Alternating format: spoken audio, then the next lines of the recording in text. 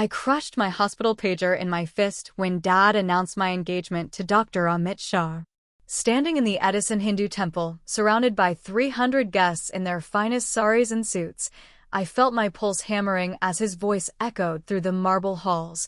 Today, we celebrate not just Diwali, but the union of two medical families. Our Shreya will marry Dr. Amit next spring. The crowd erupted in blessings while Mom slipped a heavy diamond ring onto my frozen finger. I didn't scream. Instead, I smiled perfectly, excused myself to check my phone, and texted James, "Come to the temple now. Everything's falling apart. How can you do this without asking me?" I whispered to my reflection in the temple bathroom mirror. The diamond caught the fluorescent light, cold and demanding. My hands shook as I typed. They just announced my engagement to someone else. I need you here. 28 years of being the perfect daughter, and this was my reward. I'd followed every rule. Medical school, pharmacy residency, working at Dad's friend's hospital. Now they wanted to auction me off to expand their medical network. I returned to find Mom intercepting me near the prayer hall, her smile bright for the cameras. "Why do you look upset?" Dr. Shah's parents flew in from California just for this announcement. Because I didn't agree to marry him. I kept my voice level despite the tremor in my hands. She laughed like I'd made a joke. "Shreya, you've known this was coming. We've discussed the Shah family many times. You discussed them. You never asked what I wanted. We know what's best for you." Her smile faltered. "You're 28, Beta. Dr. Shah is perfect. Harvard Medical, Cardiology Fellowship. His father owns 3 hospitals. I don't care about his credentials." My brother Rohit appeared with his wife Neha, both glowing with champagne and satisfaction. "Congratulations, little sister," he beamed. "Dad says this merger will make us the most powerful medical family in New Jersey." The word merger hit like a slap. "That's what this is? A business merger?" Rohit's eyes darted to Mom. "I meant the families joining together. Don't be dramatic. You knew about this." My voice came out flat. "How long have you known?" "Shreya, can we discuss this later?" Mom hissed, glancing around nervously. "People are watching." But I was done with later. Done with whispered conversations and decisions made about my life without my input. "How long, Rohit?" He shifted uncomfortably. "Dad's been negotiating with the Shahs for 6 months. But I thought you'd be happy. Dr. Shah is successful, handsome, from a good family." 6 months. While I'd been working 60-hour weeks at the hospital, saving lives and building my career, my family had been planning my future like a stock transaction. "Time to meet your future in-laws," Dad announced, materializing with his politician's smile. He guided me toward a distinguished couple admiring the temple's architecture.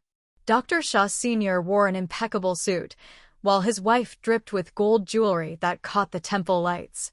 Dr. Gupta, the elder Dr. Shah, extended his hand. "So this is our future daughter-in-law. We've heard wonderful things about your pharmaceutical work." I shook his hand mechanically as a younger man stepped forward, Amit, presumably. Tall, traditionally handsome, with the confident bearing of someone who'd never been denied anything. "Finally, we meet properly," he said, his voice smooth as expensive whiskey. "Your father speaks highly of your clinical skills, though I imagine you'll transition to hospital administration after marriage." The assumption washed over me like ice water. "Will I?" He chuckled. "Of course. My practice demands significant travel, and we'll want to start a family soon. Your pharmaceutical background will be perfect for managing our hospital foundation." I stared at this man who'd just redesigned my entire future in 2 sentences. Before I could respond, my phone buzzed. "I'm in the parking lot." "Where are you?" "James." My heart hammered as I realized what I was about to do. "Excuse me," I said to the assembled families. "I need to check on something important." I slipped through the temple halls, past vendors selling sweets and families taking photos, until I reached the entrance. Through the glass doors, I saw him, James Wilson, 30 years old, 6 feet tall with kind brown eyes and sandy hair, standing beside his beat-up Honda Civic in his best navy suit. "Shreya," he called softly when he saw me. "What's happening?" I took his hand, feeling the contrast between his calloused fingers and Amit's soft medical hands. "They announced my engagement. To someone else." His face went pale. "Without telling you?" "Come inside," I said, surprising myself with my steadiness. "It's time everyone met the man I actually love." James squeezed my hand. "Are you sure? This is going to explode everything." "Good," I replied. "Some things need to explode." We walked back through the temple together, past the prayer halls and into the main celebration area. Every conversation seemed to pause as we entered. James's blonde hair and fair skin making him unmistakably out of place among the sea of Indian faces. "Shreya," Dad's voice cut through the murmur as he spotted us. "What is this?" Before I could answer, Mom hurried over, her face a mask of polite confusion. "Beta, who is your friend?" "This is James Wilson," I said clearly, my voice carrying across the suddenly quiet space. "My fiancé." The words rippled through the crowd like a shock wave. Conversation stopped. Classical Indian music played on, incongruously cheerful against the stunned silence. Dad's face darkened as he strode toward us. "This is inappropriate, Shreya." "We are celebrating your engagement." "No," I said, slipping the diamond ring off my finger and holding it out. "We're celebrating yours." "I never agreed to marry Dr. Shah." James stepped slightly forward, not protectively but supportively. "Sir, I'm sorry for the confusion. Shreya and I have been together for 2 years." "2 years?" Mom's voice came out strangled. "What 2 years?" "You never mentioned." "I tried to tell you." I cut her off. "Every time I brought up James, you changed the subject or dismissed him as just a colleague. You never wanted to hear about anyone who wasn't a doctor." The crowd pressed closer, sensing drama. I could see phones being raised, recording what would become gossip throughout the entire East Coast Indian community. Dr. Shah Sr. cleared his throat loudly. "Perhaps we should discuss this privately." "There's nothing to discuss," I replied. "I came here to celebrate Diwali, not to be ambushed with an engagement I never agreed to." Amit stepped forward, studying James with clinical interest. "And what do you do, Mr. Wilson?" "I'm a social worker," James replied evenly. "I run programs for at-risk youth in Newark." The phrase social worker landed like a stone in still water. I watched my family's faces cycle through shock, disappointment, and calculation. "A social worker," Dad repeated, as if James had declared himself unemployed. "And your family background?" James's jaw tightened slightly. "My father was a mechanic. My mother's a nurse. I'm the first in my family to graduate college." Mom made a small sound of distress. The class implications hung heavy in the temple air. "This is ridiculous," Rohit interjected, finally finding his voice. "Shreya, you can't be serious. You have a chance to marry into one of the most prestigious medical families in the country." "I don't want prestige," I shot back. "I want love." "Love." Dad's voice rose dangerously. "You think love pays for medical school? Builds hospitals? Supports communities?" "No," I agreed. "But it builds happy lives." The temple priest approached nervously, clearly wanting to restore harmony to his sacred space. "Perhaps the families could." "There are no families here," I interrupted. "There's my family, the Shah family, and my choice." I took James's hand publicly. "This is my choice." Mom stepped forward, tears threatening her carefully applied makeup. "Beta, please. Think about what you're throwing away. Dr. Shah is offering everything: security, status, respect in our community." "Whose respect?" I challenged. "People who think I'm a commodity to be traded?" "You're being selfish," Rohit accused. "This marriage benefits everyone. The hospital network, both families' practices, your future children's opportunities." "My future children?" I laughed bitterly. "You've planned their lives too?" Dr. Shah Sr. attempted diplomacy. Miss Gupta, emotions run high during celebrations. Perhaps you need time to consider. I've had 28 years to consider. I cut him off. I know exactly what I'm rejecting. James squeezed my hand gently, a silent reminder that he was there without taking over my moment.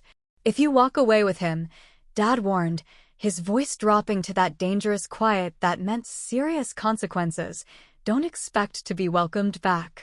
Think carefully about what you're destroying. The ultimatum hung in the air like incense smoke. 300 witnesses waited for my response. I looked at the diamond ring still in my palm, then at my parents' faces, then at James. When you're ready to know the woman I've become instead of the daughter you planned, you know where to find me. I placed the ring on the nearest table, took James's hand, and walked toward the temple exit. Behind us, the silence stretched until it broke into frantic whispers. We had almost reached the parking lot when I heard running footsteps. Shreya, wait! I turned to see my cousin Dia hurrying after us, her lehenga hiked up to avoid tripping. When she reached us, she hugged me tightly. I'm proud of you, she whispered, and terrified for myself. That small gesture of support made my eyes sting with tears. With a final look at the temple where I'd worshipped for 28 years, James and I drove away from everything I'd ever known. In his car, as the temple lights faded behind us, James finally asked, "How do you feel?" I stared at my bare ring finger, the phantom weight of the diamond still present. Terrified, I admitted, but free. The next morning, I woke in James's studio apartment in Newark, sunlight streaming through windows that faced a view of highways instead of manicured lawns. My phone showed 47 missed calls and twice as many text messages. Coffee? James offered, already dressed for work in khakis and a polo shirt. Please. I scrolled through the messages, most from relatives expressing shock, disappointment, or concern. Nothing from my parents or Rohit. The school called, James continued carefully. They heard about last night. Principal Martinez wants to meet with you today. My stomach dropped. Roosevelt Elementary, where I volunteered teaching health classes to underserved kids, was one of the few places I felt truly useful outside the hospital. They want to fire me? She didn't say fire. She said discuss your situation. I showered and dressed in my most professional outfit. Navy blazer, conservative blouse, attempting to look respectable despite my family scandal being broadcast across social media by now. Principal Martinez's office was cramped but warm, decorated with children's artwork and achievement certificates. She gestured for me to sit across from her scarred wooden desk. Shreya, I'll be direct. The school board received calls this morning. 3 board members are prominent in the Indian community here. My heart sank. And? They're concerned about stability. About whether someone who would publicly reject family values should be teaching children. I felt anger rising in my chest. My personal life has nothing to do with my teaching. I agree, she said quickly. But optics matter in public education. However, she leaned forward. I have a proposition. She pulled out a folder.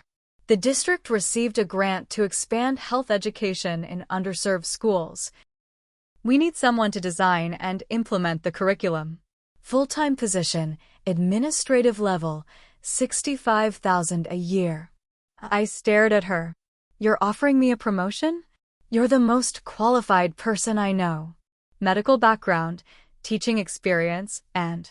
She smiled slightly, the courage to stand up for what you believe in. Walking out of the school an hour later with a job offer in hand, I felt something I hadn't experienced in years. Professional recognition that had nothing to do with my family name.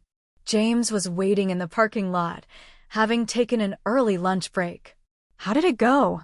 They offered me a promotion, I said, still processing. Creating health curriculum for 5 schools. His face lit up. Shreya, that's incredible. You'll be helping thousands of kids. For the first time since the temple disaster, I smiled genuinely. It feels right. That evening, as we celebrated with takeout Chinese food in his tiny apartment, my phone rang. Unknown number. Hello. Shreya? This is Dr. Shah. Amit. I nearly dropped the phone. Dr. Shah. I wanted to apologize for yesterday's circus, he said, his voice more relaxed than before. And to ask a question. Go ahead. Are you happy with your choice? The question caught me off guard. Yes. Why? Because if you are, then my parents and yours were wrong. Marriage should make people happy, not just profitable. He paused. For what it's worth, your social worker seemed like a good man. After he hung up, I sat staring at my phone. Even the man I was supposed to marry understood what my family couldn't. 3 days later, I was designing health curricula when James burst into the apartment, eyes bright with excitement. You need to see this, he said, thrusting his phone toward me. On the screen was a news article. Local social worker wins state recognition for youth programs. James's photo smiled back at me, standing with a group of teenagers he'd helped graduate high school. The governor wants to expand my program statewide, he said, still breathless. Full funding, administrative position, working with schools across New Jersey. I threw my arms around him. James, this is amazing. There's more, he said, pulling back to look at me. They want someone with medical background to help design health components. I told them I knew the perfect person. We looked at each other, both realizing the same thing. Our careers were aligning in ways our families never could have planned. That weekend, as I prepared lesson plans about nutrition and wellness for Newark fifth graders, my phone buzzed. A text from Mom. Can we talk? I stared at the message for 10 minutes before responding. When you're ready to listen, not lecture. Her reply came immediately. Tomorrow. Coffee. Just us. The next morning, I drove to our usual cafe in Edison, the one where Mom and I used to discuss my medical school applications. She was already there, looking smaller somehow in her pale pink salwar kameez. You look different, she said as I sat down. How? Lighter. Less. She searched for words, less burdened. We ordered coffee in silence. Finally, she spoke. Your father is furious. The Shah family is humiliated. Rohit says you've damaged the family reputation permanently. I waited, knowing there was more. But I keep thinking about something, she continued. When I was your age, I wanted to research pediatric nutrition. Your father convinced me to focus on general practice instead, more stable, better for raising children. This was news to me. You wanted to do research? For 3 years. I had ideas about addressing malnutrition in developing countries, but family duties came first. She met my eyes. I never pursued it. Do you regret that? She considered the question carefully. I regret not trying. I regret not knowing what I might have accomplished. We sat in silence, the weight of her admission settling between us. James seems to genuinely care for you, she said finally. He does. And this new job, you're excited about it? More than anything I've done professionally. She nodded slowly. Then perhaps. Perhaps your father and I need to expand our definition of success. It wasn't an apology. It wasn't even full acceptance. But it was a crack in the wall. Over the following weeks, that crack widened. Mom started asking about my curriculum development. She even visited Roosevelt Elementary to see my classroom setup, where she watched me teach second graders about healthy eating. You're good at this, she observed afterward. Different from hospital work, but good. Dad remained silent, but his silence felt less hostile and more confused. Rohit, meanwhile, doubled down on his disapproval, convinced that my rebellion would somehow contaminate his own standing. 2 months after the temple disaster, I was working late on a grant proposal when James came home with news. The state education department wants to meet with us, he said. They're considering our joint program as a model for national implementation. I looked up from my laptop. National? Health education and social services integration. Washington thinks it could work everywhere. That night, as we lay in bed discussing our potential future, traveling together, building programs that could help millions of children, I realized something profound. I hadn't just rejected an arranged marriage. I'd chosen a life of purpose over a life of prestige. The next morning brought an unexpected visitor. I opened the apartment door to find Dad standing in the hallway, looking awkward in his expensive suit in James's blue-collar neighborhood. "May I come in?" I stepped aside wordlessly. He surveyed the small space, James's social work certificates on the walls, my medical textbooks stacked beside education journals, our shared life visible in every corner. "Your mother says you're doing important work," he said finally. "I am." He picked up one of my lesson plans from the coffee table. Teaching children about health and nutrition. Among other things, he read silently for several minutes. Finally, "This is sophisticated curriculum. Medical-grade information adapted for young minds." That was the goal. He set the paper down carefully. "I received a call yesterday from Dr. Robert Chin at Children's Hospital of Philadelphia." I waited, unsure where this was heading. "He's heard about your education programs. They want to partner with schools throughout Pennsylvania. They need someone with pharmaceutical expertise who understands pedagogy." My heart began to race. Children's Hospital of Philadelphia was one of the most prestigious pediatric institutions in the country. They asked if I knew anyone suitable, Dad continued. I told them about my daughter. The words hung between us, heavy with implication. "You recommended me?" I told them the truth. "That you're the most dedicated medical professional I know, whether you work in a hospital or a classroom." For the first time in months, I saw pride in his eyes instead of disappointment. "There's more," he said quietly. "The hospital wants to create an endowed position. Director of Community Health Education. Full professor level, research opportunities, impact on thousands of children annually." I stared at him, processing. "You're offering me a job?" "I'm telling you about an opportunity. The choice is yours." He looked around the apartment again, as it should have been from the beginning. That evening, James and I walked through Branch Brook Park as cherry blossoms drifted around us like snow. I'd explained the Philadelphia opportunity, the potential for expanding our work nationally. "Are you tempted?" he asked.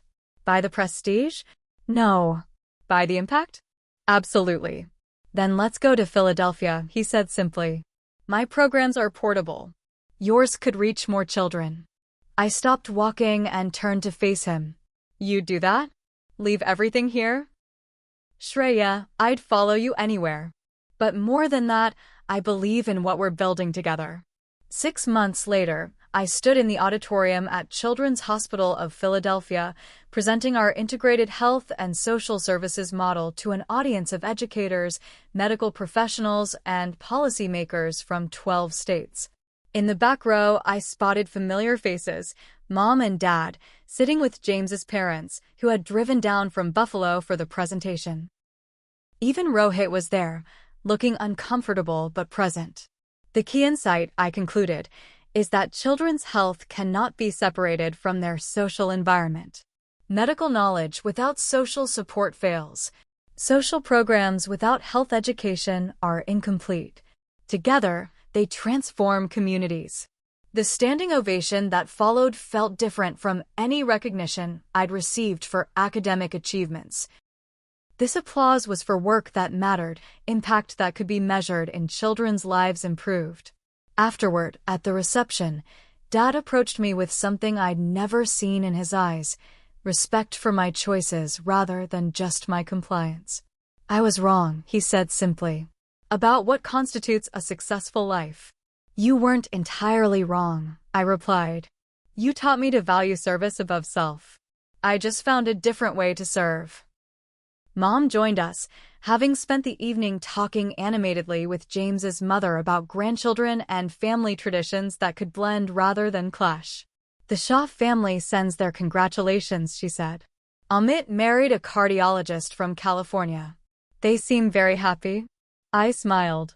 "I'm glad. As the evening wound down, James found me on the hospital balcony overlooking the Philadelphia skyline. "Any regrets?" he asked, wrapping his arms around me from behind. I leaned back against his chest, watching the city lights twinkle below. "About standing up in that temple? Never. Even though it cost you your family for months?" "It didn't cost me my family," I corrected. "It forced my family to grow. And me too." A year later, at our wedding in the same Edison temple where I'd rejected my arranged marriage, I walked down the aisle wearing my grandmother's sari but carrying wildflowers instead of traditional roses. Dad gave me away with tears in his eyes, while Mom had spent weeks learning to cook James's favorite dishes. The congregation included colleagues from both our worlds, doctors and teachers, social workers and researchers, traditional families and chosen families. Rohit served as one of James's groomsmen, having finally admitted that our success reflected well on all the Guptas. During the ceremony, as James and I exchanged vows we'd written ourselves, I glanced at the spot where I'd removed another man's ring 2 years earlier. Today, I was choosing freely, surrounded by people who loved and respected the woman I'd become rather than demanding I be someone else. The dutiful daughter hadn't disappeared. She'd evolved into someone better. A woman who knew the difference between duty to others and duty to herself, between service and servitude, between honoring family and honoring truth. Let me know your thoughts in the comments below. Have you ever had to choose between family expectations and personal happiness? How did you find the courage to follow your own path?